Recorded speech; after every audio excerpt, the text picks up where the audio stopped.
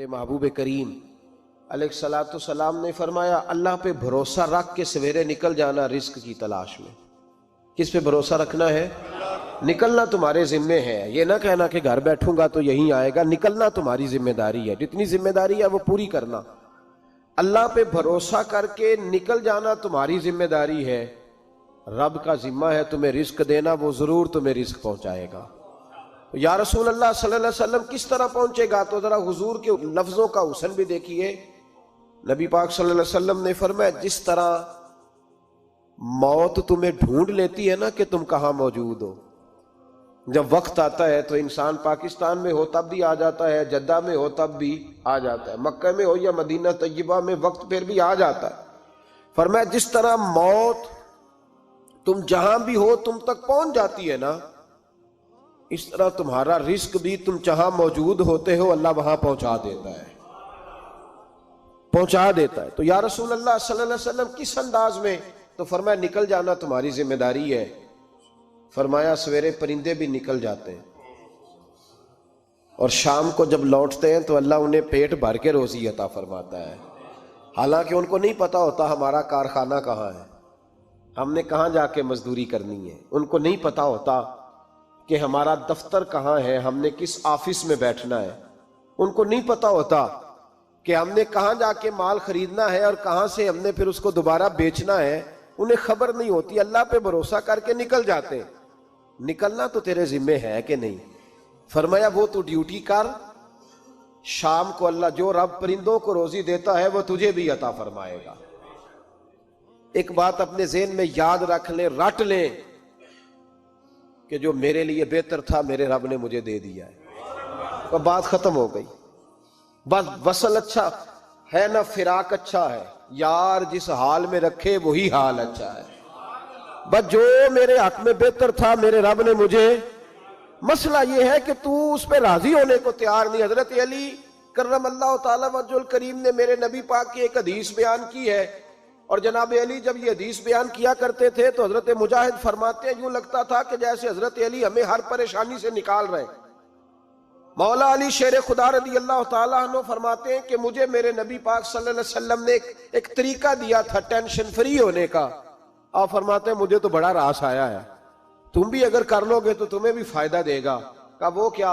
حضرت علی کہنے لگے محبوب علیہ السلام نے فرمایا تھا لوگو تم اللہ کے دیے ہوئے تھوڑے رزق پہ راضی ہو جاؤ، وہ تمہاری تھوڑی عبادت سے تم سے راضی ہو جایا کرے گا۔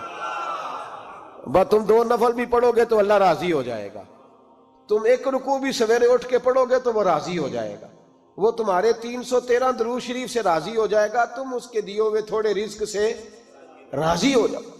ٹینشن اس لیے ہوتی ہے کہ ہم راضی نہیں جو اس نے ہمیں دیا ہے۔ وہ حل میں مزید کی جو دوڑ ہے نا، حل میں مزید کی، بے قدرہ کچھ قدر نہ جاتی، کیتی خوب تسلی ہو، دنیا دار پجاری زردے، کتیاں دے گل ٹلی ہو، بک بک روشن اکھیاں تکیو ویکھ حویلی کلی ہو، تے کوچ نصیر اساں جد کیتی پہ جانی تھر تھلی ہو۔ تو یاد رکھیں یہ جو ہے نا مصیبت کے مال آ کیوں نہیں رہا، وہ سامنے والا پلاٹ میرے گھر کے سامنے ہے گھر کے سامنے، پر رجسٹری میرے نام کیوں نہیں؟ یہ مصیبت سانس نہیں لینے دیتی۔ موٹر سائیکل کھڑی کرتا ہے نا جب آ کے دکان سے روٹی کھانے آتا ہے، دفتر سے گھر آتا ہے، کاروبار سے آتا ہے، تو جہاں موٹر سائیکل کھڑی کرتا ہے وہ ٹینشن بڑی ہے کہ کبھی میری ہو جائے نا یہ والی جگہ بھی، تو میں یہاں بھی بورڈ لگاؤں اپنے نام۔ اس نے مالی پریشانی پیدا کی۔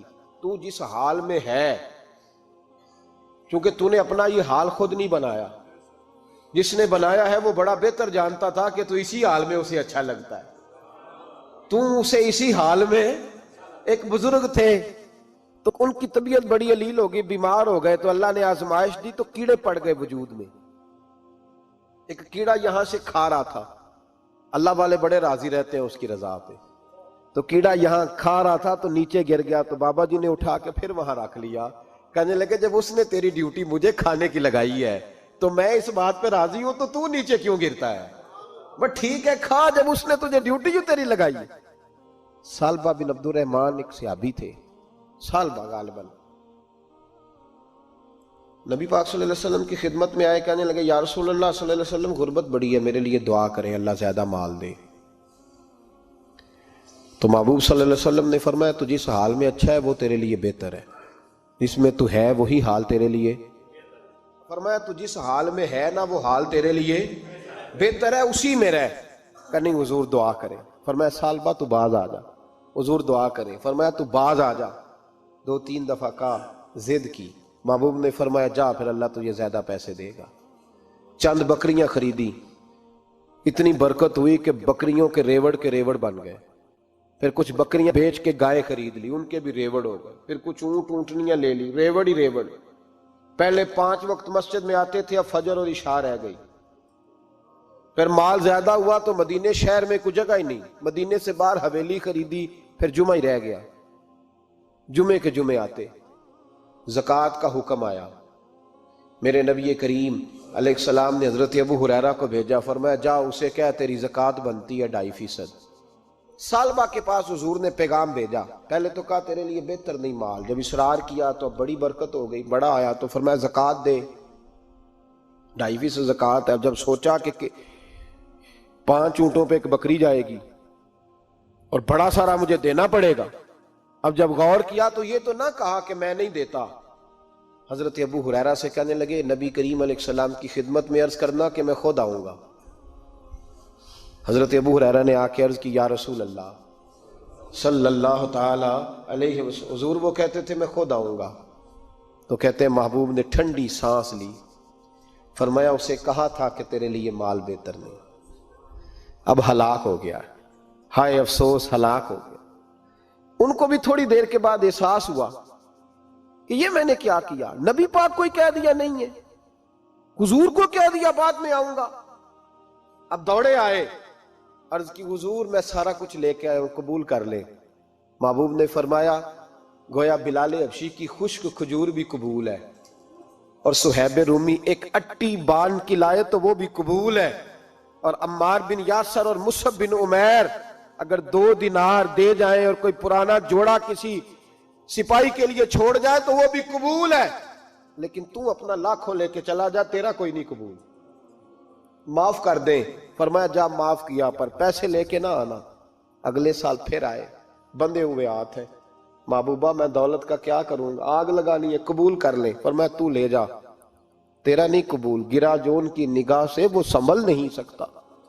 حضور نے وصال ظاہری کیا تو جناب صدیق اکبر کے پاس آئے، لاکھوں کا مال، ابو بکر قبول کر لو، تو جناب صدیق اکبر کہنے لگے اس کا کر لوں جس کا نبی نے نہیں کیا، چل جا، کوئی نہیں چاہیے۔ حضرت عمر کے زمانے میں قحط پڑ گیا، بارشیں نہیں ہوتی، غلہ نہیں ملتا، حالات خراب ہے، مالی طور پہ بحران آ گیا، غربتیں، مجبوریاں، تکلیفیں، آ کے روئے، عمر میرا قبول کر لو، مجھے معافی تو مل گئی تھی نا۔ فرمایا معافی اپنی جگہ پہ، پر جس کا مصطفیٰ نے قبول نہیں کیا۔ بہت سارے لوگوں کو پتہ ہی نہیں کہ ان کا قبول ہی نہیں ہوا، اور وہ الجھے ہوئے، انہیں خبر ہی نہیں کہ اصل بات کیا ہے۔ فرمایا جس کا مصطفیٰ کریم نے قبول نہیں کیا، اب ہیرے اور جواہرات بھی لے کے آئے تو بھوکے مریں گے، پر اس کا قبول، اس بات پہ راضی رہو جس حال میں اللہ نے رکھا ہوا ہے، اس حال میں راضی رہو۔ یہ جو مصیبت ہے نا دیکھنی کہ وہ بھی میرے پاس، تمہیں کیا پتا، کبھی پوچھ تو صحیح اس سے وہ کس مصیبت کا شکار ہے، جو مالی طور پہ بڑا امیر ہے، تو اس کی طرف دیکھ کے اپنا دل برا کرتا ہے۔ بس جس حال میں رب نے رکھا ہے اس حال میں رہ۔ حضرت عثمان غنی کے زمانے میں تو وہ وصال کر گئے، لیکن بھائی تو جس حال میں تیرا رب تجھے رکھتا ہے اس حال میں رہ، تیری مالی پریشانیاں ختم ہو جائیں گی۔ اور پھر مالی پریشانیوں کے کچھ اور اسباب بھی ہیں۔ امام شافعی فرماتے ہیں جن گھروں میں لوگ فجر کی نماز کے وقت سوئے ہوتے ہیں ان گھروں میں رزق نہیں آتا۔ آپ فرماتے ہیں فجر کا وقت اللہ کے دینے کا وقت ہے، اس وقت اللہ بانٹتا ہے۔ حضور صلی اللہ علیہ وسلم کا فرمان ہے نا حدیث میں کہ تہجد کے وقت اللہ پہلے آسمان پہ نزول اجلال فرماتا ہے جو اس کی شان کے لائق ہے تہجد کے وقت، اور وہ کہتا ہے مانگو میں تمہیں عطا کروں گا۔ لینے کی باری آئے تو بندہ سمیٹ سماٹ کے اندر گھس جائے۔ ہمارے ہاں یہ ہوتا ہے کہ عشاء کے بعد بچے بیٹھتے ہیں موبائل لے کے، تہجد کا وقت آتا ہے تو ان کی آنکھیں بند ہونی شروع ہوتی، تو لینے کے وقت تو سویا تھا، تیرا مسئلہ کیسے حل ہوگا؟ بھائی جب کوئی آدمی خیرات بانٹ رہا ہو تو جو پیالہ پیچھے کر لے اسے ملے گا؟ کہتے اس وقت آنا جب میں بانٹ رہا تھا، اب تو کدھر آ گیا ہے؟ مثال دے رہا ہوں. تو فجر کا وقت مانگنے کا ہے، تو ساری رات تو گزر گئی گیمیں کھیلتے، ٹی وی دیکھتے، اور جو لینے کا وقت تھا تو سو گیا، تو کیسے آئے گا تیرے پاس؟ تو اٹھے سویرے، بندوں سے مانگ کے دیکھ لیا، بڑی عزتیں خراب ہوئی. فجر کا وقت اٹھ کے جھولی پھیلائیں. میرے رسول پاک علیہ السلام فرماتے ہیں، رب فرماتے ہیں جب بندے میرے آگے جھولی پھیلاتے ہیں مجھے شرم آتی ہے، کیسے خالی واپس کر دوں. تو اس کے سامنے جھولی پھیلائیں سویرے اٹھ کے، رزق میں برکت ہوگی. اور پھر ایک اور بات، پانچویں بات، رزق میں تنگی اس وقت ہوتی ہے جب ہم مال غلط جگہ پہ خرچ کرتے ہیں. اللہ مال دیتا ہے اپنے فضل سے، اور جب ہم اسے ضائع کریں. مثال دیتا ہوں، میرے پاس ایک شخص نے آ کے کہا حضرت جی بچی کی شادی ہے، یا میرا گھر میں کوئی بیمار ہے، یا بڑی آزمائش ہے، 10,000 کی ضرورت ہے. میں نے تھما دیا اس کو. پھر مجھے بعد میں پتا چلا کہ اوہو وہ تو عیاشی کر رہا ہے پیسوں سے، وہ تو چلا گیا کہیں گھومنے اور فلاں ہوٹل میں، مہنگے ہوٹل میں بیٹھ کے کھانا کھا لیا. تو میرے دل پہ کیا گزرے گی اس شخص کے بارے میں؟ بلا مثال و بلا تشبیہ سمجھانے کے لیے اللہ نے مال دیا فضل سے، اور اگر عیاشیوں میں لگا دیا. صوفیاء فرماتے ہیں کہ اگر ایک دھیلا تو حرام جگہ پہ خرچ کرے نا، ایک دھیلا، تو 1,00,000 دینار کی برکت تیرے گھر سے اٹھ جاتی ہے. ایک دھیلا حرام جگہ پہ. یہ جو گویوں پہ پیسے پھینکتے ہو حلال ہے؟ چلیں بینڈ باجا تو شادی پہ آپ نے اپنی مرضی سے بند کرنا ہے یا بجانا ہے، لیکن گویوں پہ جو پیسے پھینکتے ہو جائز ہے؟ بولے. تو وہ پھر کہتے روتے ہیں بعد میں لوگ کہ پتہ نہیں کیا ہوا، شادی کے بعد پیچھے پیچھے آئے. تو میں نے کہا شادی کے بعد اس لیے پیچھے پیچھے ہاتھ ہو گیا کہ شرابیں بڑی پی گئی، شادی پہ تباہی بڑی اتری، تو پھر اللہ کی رحمت ناراض ہو گئی. اور اس پر میں قرآن مجید کی آیت پڑھتا ہوں، رب فرماتا ہے وَمَنْ أَعْرَضَ عَنْ ذِكْرِي فَإِنَّ لَهُ مَعِيشَةً ضَنْكًا. بڑی سخت آیت. وَمَنْ أَعْرَضَ عَنْ ذِكْرِي، فرمایا جب تو میرے تذکرے سے، میرے ذکر سے منہ پھیر لیتا ہے، فَإِنَّ لَهُ مَعِيشَةً ضَنْكًا، تو میں تیری معیشت کو، تیرے رزق کو تنگ کر دیتا ہوں، کہ تیری زندگانی تنگ ہوتی. اور جس کی زندگی اللہ تنگ کرے اس کی کوئی کھول سکتا ہے؟ کہتے ہیں بڑی جگہوں پہ گیا ہوں، بڑی پھوکے مروائی، بڑے دم کرائے، حالات صحیح نہیں ہوتے، تو مسجد آ کے توبہ کر. وہ کہہ رہا فَإِنَّ لَهُ مَعِيشَةً ضَنْكًا. اعلان ہے قرآن پاک کا کہ جب تو میرے ذکر سے منہ پھیرے گا، روٹی میری کھائے اور پیسے لے کے عیاشی کرے، مسجد آئی نہ. حکم تو یہ ہے کہ جتنی جتنی نعمت بڑھتی جائے سجدے بڑھنے چاہیے، لیکن ہم لوگ سجدے کم کرتے جاتے ہیں، فرض نماز بھی نہیں پڑھتے، پھر رزق تنگ ہوتا ہے، پھر اللہ کے عدل کا نظام چلتا ہے، پھر خرابی ہوتی. اس لیے یاد رکھیں قرآن مجید نے حکم دے دیا کہ اگر چاہتے ہو کہ رزق میں برکت ہو تو پھر رزق دینے والے کے آگے جھک جاؤ، پھر رزق دینے والے کے آگے جھکو. تو مالی پریشانی کا بہت بڑا سبب یہ ہے کہ ہم مسجد کی طرف نہیں آتے، دین کی طرف نہیں آتے، پیسہ ناجائز جگہ پہ خرچ ہوتا ہے. غوث اعظم رضی اللہ تعالیٰ عنہ کی خدمت میں ایک شخص آیا، اس نے کہا حضور بڑی تجارت کرتا ہوں، کام نہیں چلتا. فرمانے لگے اب تو اللہ سے تجارت شروع کر دے. کیا مطلب؟ فرمانے لگے 10 کمائے تو ایک اللہ کے رستے میں دے، رب کریم اس کے بدلے میں تجھے 70 عطا فرمائے گا. اس نے کہا حضور اس طرح کروں؟ فرمایا تو یہ کر کے دیکھ، عبد القادر جیلانی وعدہ کرتا ہے اللہ تیری مدد کرے گا. غلام کہتے ہیں وہ 6 مہینے کے بعد آیا. پہلے جب آیا تھا تو پیدل آیا تھا، 6 ماہ کے بعد آیا تو 6 اونٹ تھے اس کے پاس، اور آ کے حاضر ہوا تو کہنے لگا حضور زندگی پتہ نہیں کہاں گزار دی، کاروبار کا تو مزہ ہی اب آیا ہے، اب مزہ آیا ہے کاروبار کرنے کا، اب مزہ آیا ہے. کہ 10 میں سے 1 دیتا ہوں. پتہ نہیں کتنا مہربان ہے. اور یہ آیت ہے وَيَرْزُقْهُ مِنْ حَيْثُ لَا يَحْتَسِبُ، تجھے وہاں سے دے گا کہ تیرا کبھی گمان بھی نہیں گیا ہوگا. روحانی معاملات کو بھی ضرور شامل حال رکھیں، اور مال مانگے اس سے جو بے حساب دیتا ہے، دنیا داروں سے نہیں مانگے، اس سے مانگیں جو دیتا ہے تو پھر بے حساب ہی دیتا ہے. دعا کرتا ہوں اللہ ہر گھر میں برکت پیدا کر دے، ہر گھر میں فضل کر دے. آخر دعوانا ان الحمدللہ.